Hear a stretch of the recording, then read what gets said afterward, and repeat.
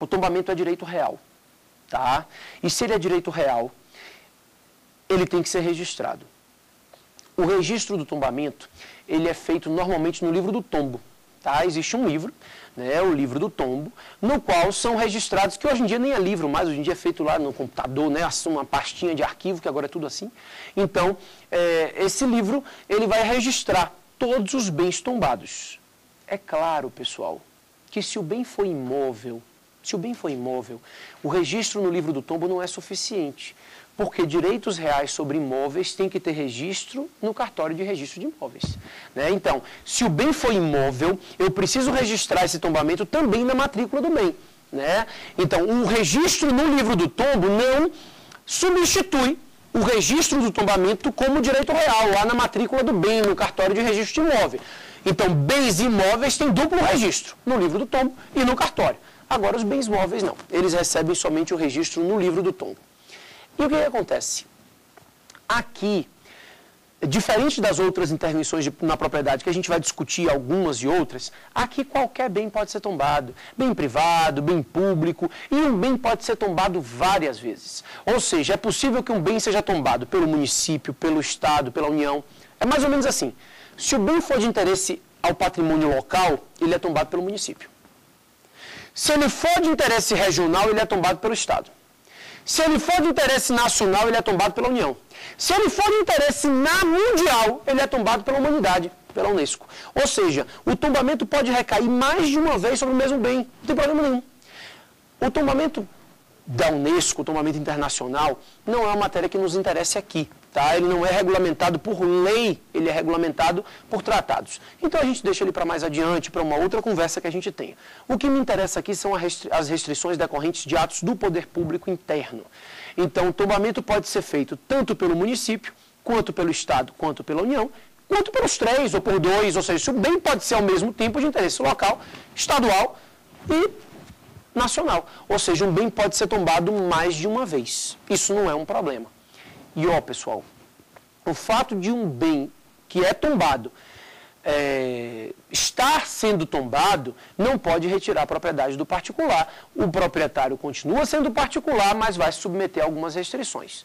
Então, basicamente, o que eu tenho para conversar com vocês a princípio, né? Assim, para a gente ter de plano entender o que é o tombamento. Eu disse, o tombamento é uma forma de intervenção na propriedade privada para garantir a proteção do patrimônio histórico, artístico e cultural. O tombamento é direito real e por isso é registrado, e o tombamento pode incidir sobre um bem de várias formas, ou seja, o bem pode ser tombado por qualquer ente federativo, dependendo do valor histórico, do valor artístico, do valor cultural que esse bem remonte, que esse bem contenha. Estamos entendidos? Maravilha. Pessoal, até aqui estamos tudo bem? Alguma dúvida? Como é que a gente está? Professor, quais as restrições criadas pelo tombamento? Vamos lá. O tombamento, a pergunta do Alessandro até adiantou um pouquinho o que a gente já ia conversar, que é o que me interessa mesmo. Já que o tombamento não retira do proprietário o bem, porque a gente já conversou sobre isso, o que é que ele gera de restrição a esse proprietário? Bastantes restrições, Alessandro. O tombamento gera algumas obrigações de fazer, algumas obrigações de não fazer, algumas obrigações de tolerar, todas elas decorrentes do tombamento. É possível um tombamento com obrigação, criando obrigações de fazer, de não fazer e de tolerar. Vamos diferenciá-las, vamos com calma. A primeira obrigação de fazer decorrente do tombamento é a mais famosa de todas. O proprietário do bem tombado tem o dever de conservar o bem. Certo? Existe uma regra que estabelece que todas as benfeitorias necessárias à manutenção desse bem devem ser feitas e efetivadas pelo proprietário. Ou seja, o proprietário do bem tombado, ele se mantém no dever de conservação. Ele é obrigado a conservar o bem da forma em que o bem se encontra para manter nesse bem o seu caráter de história, de arte e de cultura. Isso é uma restrição pesada, isso é uma restrição forte, tão forte que se diz o seguinte: se esse proprietário comprovadamente não puder arcar com esse dever de manutenção, com esse dever de preservação e conservação do bem, ele passa a ter o dever de informar o poder público a necessidade de conservação. Eu repito, eu disse, ou o proprietário tem o dever de conservar o bem tombado, ou ele tem o dever de informar ao poder público a necessidade de conservação. Então, ele informa ao poder público a necessidade de conservar o bem tombado e, com isso, a conservação do bem tombado é mantida. Tranquilo? Maravilha. Pessoal, então, ou o proprietário conserva, ou não havendo possibilidade nem condições de conservar, ele tem o dever de informar ao poder público a necessidade de conservação de um bem tombado. Isso é decorrência do tombamento, obrigação de fazer. Mas não é só essa. Aliás, são muitas outras. Pessoal, Alessandro, eu te devolvo uma pergunta. Alessandro, o proprietário do bem tombado pode vender o seu bem? Não. Pode, Alessandro.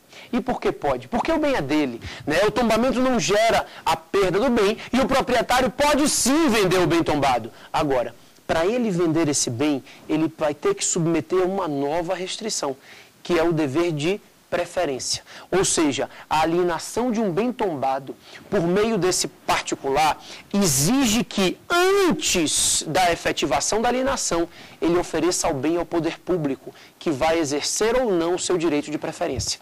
Eu repito, eu disse, se o proprietário quiser alienar um bem tombado, não há proibição. Agora, há restrição. Por quê?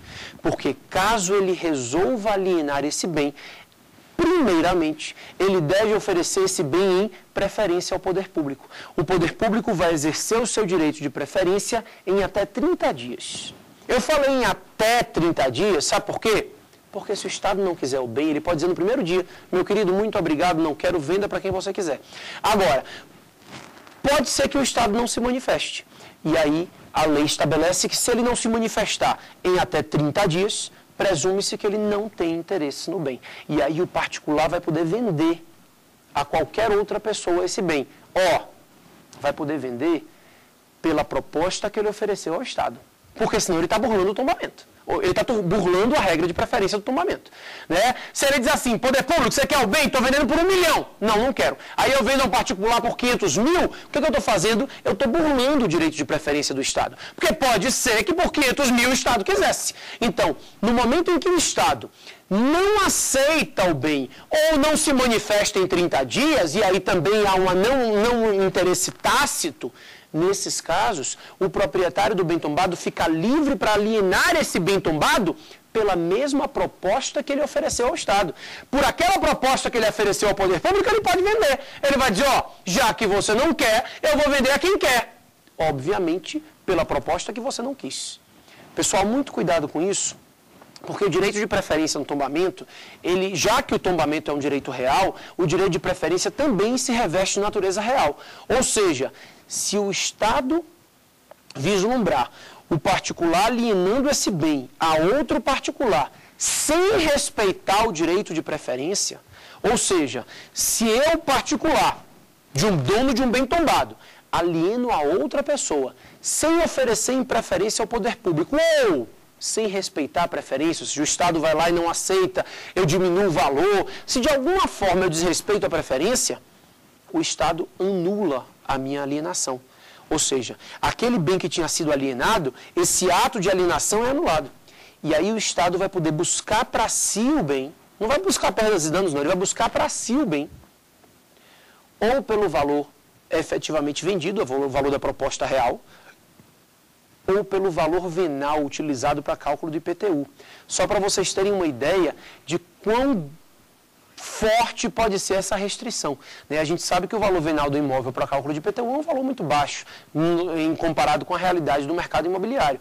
Ou seja, é possível que o Estado, vislumbrando um desrespeito à regra de preferência, anule o ato de alienação e adquira o bem, busque o bem para si. E ele vai poder buscar esse bem ou pelo valor da proposta, pelo valor da venda, ou pelo valor venal para o IPTU, o que for mais baixo. Eu já lhe digo, 99,9% das vezes mais baixo vai ser o valor venal do IPTU, e é assim que você vai acabar entregando o seu bem ao poder público, sem ser por meio de uma proposta que te interesse. Por isso, o desrespeito à preferência acaba sendo bem danoso. Mas, pessoal, eu tenho uma pergunta interessante para você.